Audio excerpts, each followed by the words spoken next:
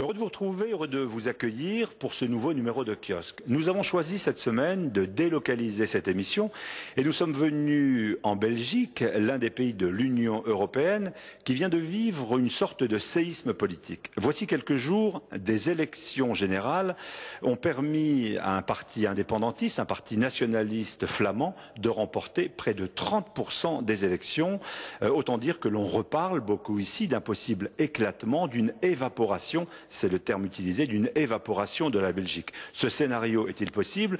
Nous allons au cours de l'émission accueillir des journalistes belges, des deux communautés, qui vont nous dire quel regard ils portent sur leur propre pays.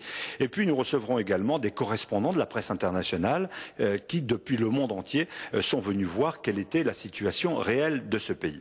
Et pour montrer ce qui se passe ici, pour tenter de le comprendre, nous sommes venus dans les locaux de la radio-télévision belge d'expression francophone, la RTBF, qui coexiste avec la télévision flamande. Nous allons voir que dans ce couloir, par exemple, on peut d'ores et déjà palper la complexité, la difficulté d'une cohabitation. Nous allons voir que ces locaux prouvent d'une certaine façon une Belgique en miniature.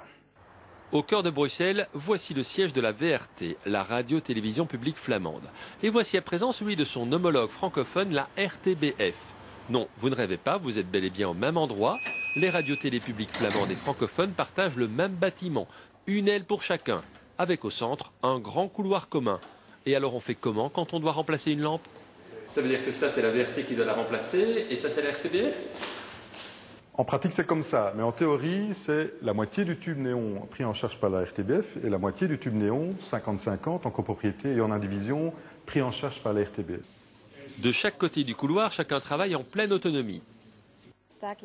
Voici la réunion de rédaction côté flamand. Tout se déroule en 2 temps, 3 mouvements dans une ambiance studieuse. Au même moment, les journalistes francophones se réunissent aussi. C'est un peu plus long parce que c'est bien connu, les francophones discutent toujours un peu plus. C'est ce que je me suis dit ce matin quand je l'ai entendu. Maintenant... Mais entre les deux TV, on s'entend bien, pas question de se critiquer. La preuve. C'est un peu mieux organisé chez vous, non? C'est une autre organisation. Mais de l'organisation, il en faut aussi pour ceux qui sont chargés de gérer ensemble l'infrastructure du bâtiment. Chauffage, air conditionné, électricité, tout cela doit être savamment partagé. La première épreuve consiste d'abord à ne pas s'égarer dans ces interminables couloirs. Vous êtes perdu? Perdu, non. C'est juste que d'habitude, on passe pas par l'extérieur pour venir ici. D'accord. On arrive directement par les souterrains. D'accord. Comment peut-on y accéder? Je cherche. Pas simple en effet. Il faut traverser toute la partie flamande du bâtiment pour accéder à la chaufferie. Une chaufferie qui, comme le couloir central, est une propriété commune en indivision. Quand on doit par exemple remplacer un brûleur, il faut l'accord des 2 radios-télévisions et parfois, sur quelques broutilles, ça coince. On se trouve face à un dégât. Nous estimons que ce n'est pas du ressort de la RTBF et mon collègue de la VRT estime que c'est à prendre en charge également de notre côté. C'est pas grand-chose, mais ça fait des années que ça traîne, un peu de ragréage, du carrelage est remplacé, et c'est comme ça, dans un local technique depuis des années. Bref, ce bâtiment, mieux connu sous le nom de Reyers, est l'héritage d'une Belgique de papa. Quand il a été construit, le pays n'était pas encore vraiment divisé.